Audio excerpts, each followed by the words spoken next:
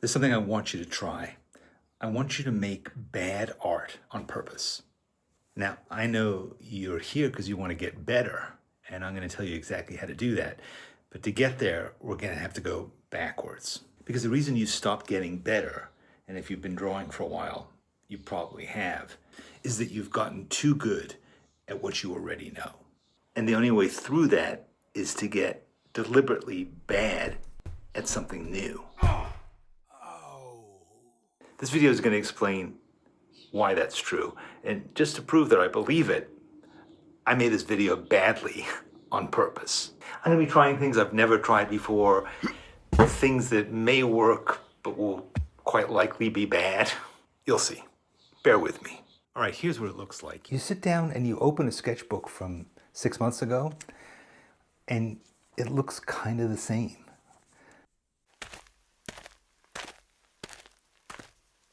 It just doesn't seem to be improving.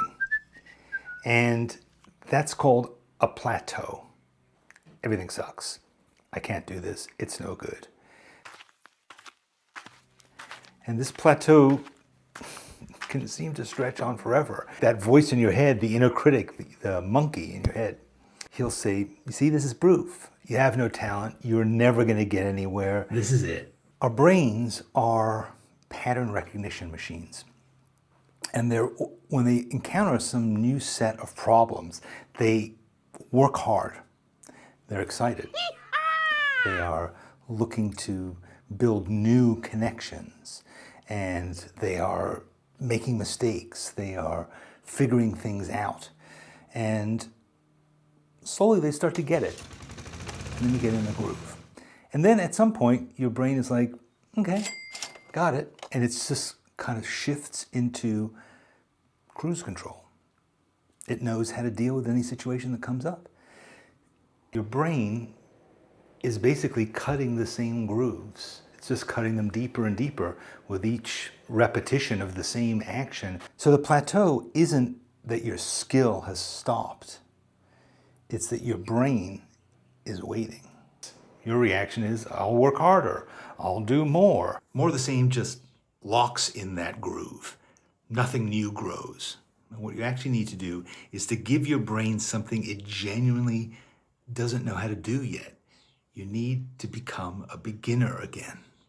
So every week I work out with my trainer. Her name is Jen. Each week she'll talk about what our focus is going to be. And she'll say, you know, we're going to work on hip mobility. We're going to work on your balance. We're going to work on your upper body, whatever it is. There's always a focus, and it's a changing one. And each month, the entire program changes completely, and we start doing something completely new. And so a lot of times, she'll give me an exercise, which is something kind of like what we've done before, but somehow really different. And the weight that I was able to lift last time, I just can't do it anymore. I can't lift that because we're using new muscles. What seems similar is actually kind of different. And suddenly I feel like, are we getting anywhere with this? But here's what's actually happening. My muscles are growing. They're growing because they've got new challenges on them. And when I go back to do the other exercises that I did before, suddenly I can do them. It seems sort of counterintuitive. So the same thing works for drawing. You have to go and do something that you've never done before. And that can be tough because you've gone from being pretty good to probably being pretty bad again. So what do I mean by doing something you're no good at? Well, giving yourself some kind of a challenge, some parameters that you have to work in that are different than you've worked in before. So for instance, if you've always used watercolor, well, try gouache, try markers, try colored pencils. If you've always worked with whatever watercolors you had in your set, minimize it. Work with only a shade of red, a shade of yellow, and some black. And for a week or a month or 10 sketchbook pages, give yourself this restriction and stick to it. Say to yourself, you know what? I never really draw plants. I'm going to go and start drawing plants. I never draw cars. Let me try drawing cars, even though I think I'm going to hate it, even though I have no real reason to draw cars. you do it anyway, just like I hate doing push-ups and I hate doing a lot of the exercises that Jen dreams up in her twisted, sadistic mind. But when I come back to my sketchbook after I've taken this kind of a torturesome vacation, man, everything has changed. I've grown. My drawings that I had done a certain way in the past, even though I'm not using those gouache or watercolor pencils or whatever else it is, even though I'm going back to the same old materials I always used, somehow everything's different. Somehow I'm off that plateau and I've started climbing again. Another way in is to look from a different angle. Find an artist who sees the world differently than you do. It could be somebody whose work you don't really get, whose work is confusing to you or makes you feel uncomfortable, even better. And spend a week with them. Look at their work. Look at books. Look at images on the internet. If there's an interview with them or a video, even better. And then try and steal something from them. Maybe do a copy of one of their drawings, copy their palette. You may not even notice the influence at the time, but then a month later, you'll see something different in what you're doing, and you'll say, huh, I wonder where that came from. Then the third thing is what we mentioned right at the very beginning. Make something bad.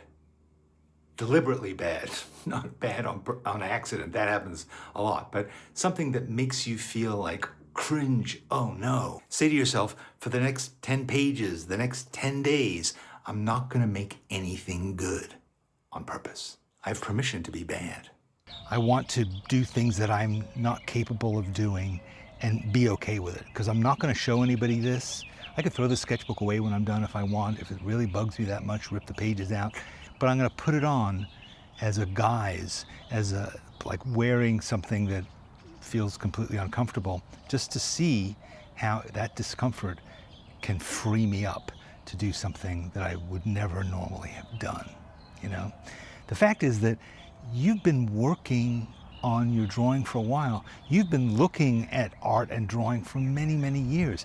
You have established a set of guidelines, a level of what you think is good.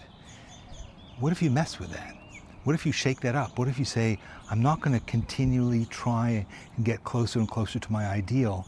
I'm going to purposely go in the opposite direction in order to maybe free myself up and see a new path to what I think is good. Maybe even redefining what I think is good. Try doing something bad, and that might be the key to doing something really great. So why did you stop getting better? Because your brain solved the problem that you gave it, and it stopped there. Plateau isn't failure. It's your brain waiting for something newer, harder, different to do. You know, a plateau can feel like nothing is happening.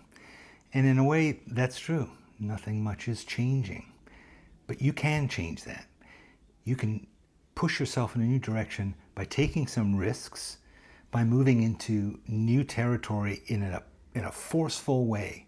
A plateau is just invisible progress. There doesn't seem to be anything changing. Nothing is growing. So pick up a lighter weight. Lift it from a different angle. Challenge yourself to be a beginner again. Make it okay to be bad again. To be different. To fail safely, interestingly, in new and different ways. Trust yourself. Trust yourself to grow.